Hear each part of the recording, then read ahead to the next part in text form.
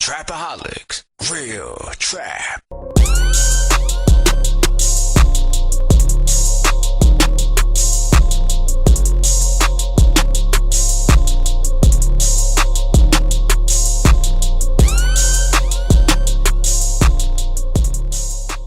Pocket gophers are burrowing rodents that get their name from the fur-lined external cheek pockets. These cheek pockets are important because that is what they use for carrying food and nesting materials. They are well equipped for a digging, tunneling lifestyle with powerfully built forequarters, large clawed front paws, fine short fur that doesn't cake, and wet tails.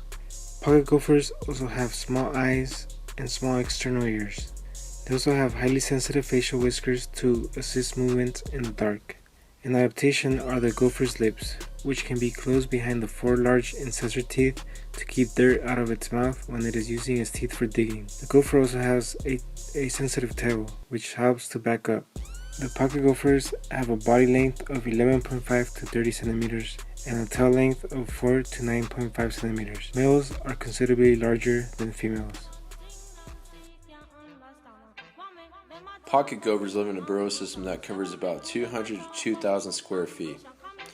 Each burrow is about 6 to 12 inches below ground, and the nest and food storage chamber can be as deep as 6 feet. Gophers seal these openings to the burrow system with soil plugs. Short sloping lateral tunnels connect the main burrow system to the surface, and gophers create these while pushing dirt to the surface to construct the main tunnel.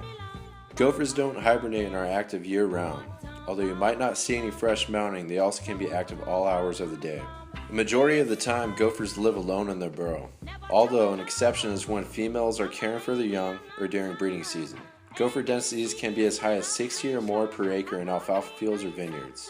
They can reach sexual maturity about 1 year of age and can live up to 3 years. In non-irrigated areas, breeding usually occurs in late winter and early spring, resulting in 1 litter per year. While in irrigated sites, gophers can produce up to 3 litters per year, and these litters usually average 5 to 6 young. Pocket gophers are herbivores and feed on a wide variety of vegetation. Gophers use their sense of smell to locate food. Most commonly, they feed on roots and fleshy portions of plants they encounter while digging. They sometimes feed above ground, venturing only body length or so from the tunnel opening, and in this case, these openings can be called feed holes. Gophers will also pull entire plants into their tunnel from below. Probing is a method for gopher trapping. Successful trapping depends on how accurate the burrow is located. A probe can be used in order to find the gopher burrow. The probe is used by first locating fresh mounds that are openings to lateral tunnels. It is recommended to probe 8 to 12 inches from the plug side of the mound, which is usually located 6 to 12 inches deep. However, you might have to probe repeatedly in order to locate the gopher's main burrow. Trapping. Deployed this gopher trap about 5 minutes ago, and we just checked it, and look, success. So you never really know how long it's going to take to catch your gopher, but Smile. find the right hole and set the trap up correctly. Make sure you camouflage it with some grass and some dirt, and you're going to have a beautiful prize like this specimen right here. Thank you very much. Another one, another one, another one, another one, another one. Trapping is a safe and effective method for controlling gophers. There are several types of gopher traps, such as 2-prong pincher trap, which the gopher triggers when he pushes against a flat vertical pan. Also, a black box can be used for gopher trapping. The black box trap is easier to set up and can be useful when the gopher's main tunnel is 3 inches as compared to pincher traps, where the hole needs to be larger in order for the trap to be used and can take up more time to set up. The traps should be checked often, and if no gopher is trapped within 2 days, the traps should be relocated. Baiting with toxic baits. Bait placement is a key to an effective baiting program. Baits should be placed in the main underground tunnels, not the lateral tunnels. After locating the main gopher tunnels, it is enlarged with a shovel and the bait is placed carefully using a suitable tool. After bait is applied, the main tunnel is closed using rocks or other materials that excludes light while preventing dirt from falling on the bait. Exclusion. Underground fencing might be justified for valuable ornamental shrubs or landscape trees. This protects existing planting using hardware cloth or 3/4-inch mesh poultry of wire at least 2 feet deep with an additional 6 inches of mesh of wire bent at a 90-degree angle away from the planting. This will help gophers from digging around the fencing boundary. I ain't a killer, but don't push me. Revenge is like the sweetest joy next to getting. Picture paragraphs unloaded, wise words being quoted. Beat the weakness in the rap game and sold it. Bow down, pray to God, hoping that he's listening. See it coming for me, my diamonds when they glisten. Now pay attention, rest in peace, Father. I'm a ghost in these killing fields. Hail Mary. Hello everybody, this is known as the black box. It is perhaps the most effective way of gopher pest management. Today I'll show you how to use it. What you do is you press down on this lever with caution, and you make sure that this metal piece is above the lever. And what you want to do is get that stuck right there in the good spot and let go gently. Alright, the next step is to fix the gopher hole so that the black box can fit perfectly at the entrance of the gopher burrow. Next, what you want to do is flag your site so that there's no non-target casualties. Then camouflage the entrance, but leave this hole here free of anything in its way so that the sunlight can reach in and fool the gopher. And then the last thing is to put in a stake so that our native hawks and turkey vultures don't get to it before we do. And thank you very much.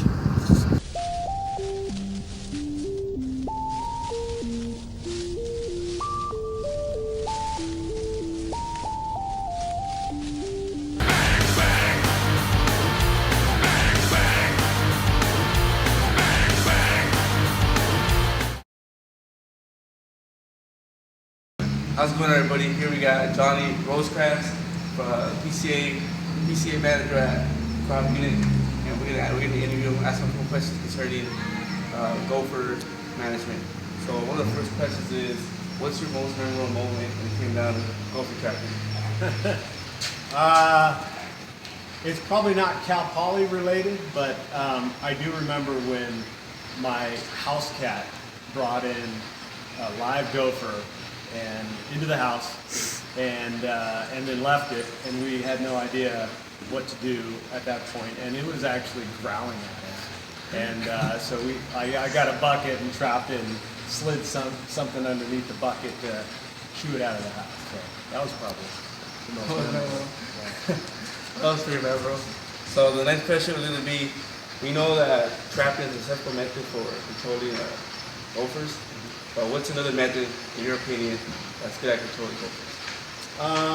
I personally like baiting. I think it's very successful. You can't see a dead gopher though, like you do with trapping. So trapping, you get the the success or gratification of seeing a dead gopher. I think baiting is very successful. It's a yearly battle with the gophers, and I think we're doing a good job though. We're kind of beating them back to the perimeters of our orchards. What would you estimate is the annual cost that these gophers cause in damage here at Cal Poly? God, that's tough to say. They give me a big headache all the time, but in terms of a monetary amount, I have no idea. And final question. Were you here at Cal Poly when they used to allow students to shoot vertebrates? No comment. No, I don't know when they stopped letting them. It would be nice to take a pellet gun to some squirrels, but in today's culture of gun violence, it's probably not the wisest thing to have a weapon on campus. Thank you so much, Johnny. It was great speaking with you. All right. Hope to see you soon. All right. Thank you. So today we're talking to Dan Rodriguez, Cal Poly professor and vineyard consultant, and we're gonna have a few questions for you. Okay. Number one, as a vineyard manager, have you ever had a problem with gophers? If so, what is the extent of their damage on the vineyard, and what did you manage them? Okay, first thing, yes, they are problematic in a vineyard situation. They're more problematic in a young developing vineyard, such as ages of just planted to 3 leaf, 4 leaf. They can sever roots themselves. They can prune roots to the point where they either cause total death for the vineyard, or else they prune the roots back to where it's stunted and the vines can never get back. How do we take care of them? Depends on if we are in an organic situation where we then have to trap them with using traps, or if we are in a conventional situation where we might be able to use some sort of baiting down the holes. Phostoxin tablets were used years ago, but I don't have a lot of growers using them anymore. It's a fumigation, pelletized aluminum phosphide. You put it down the hole. Sometimes they work, sometimes they don't. Gophers are extremely tough to kill. They're very intelligent animals. And then for the second question is, we've noticed that trapping is the most successful way of management, and so kind of based off the next question, what other methods have you used that are successful? Trapping, I'm going to say, it depends on what you call successful. It's also the most labor intensive. The good thing about trapping is you got them. There's no question about that. Using strychnine bait in a gopher bait machine is still viable. However, getting strychnine is somewhat hard nowadays. Years and years ago, that was probably the number one way to bait, was a gopher bait machine, which basically develops a tunnel about 6 inches, 8 inches down below the ground, and drops a little bit of strychnine bait about every 3 feet. So the gopher himself will start to find that tunnel and then start eating it and then dive below. But as I mentioned, strychnine bait is kind of tough to get anymore, and it's a category 1, and it can be a secondary kill for raptors and things like that. Thank you. Thank you.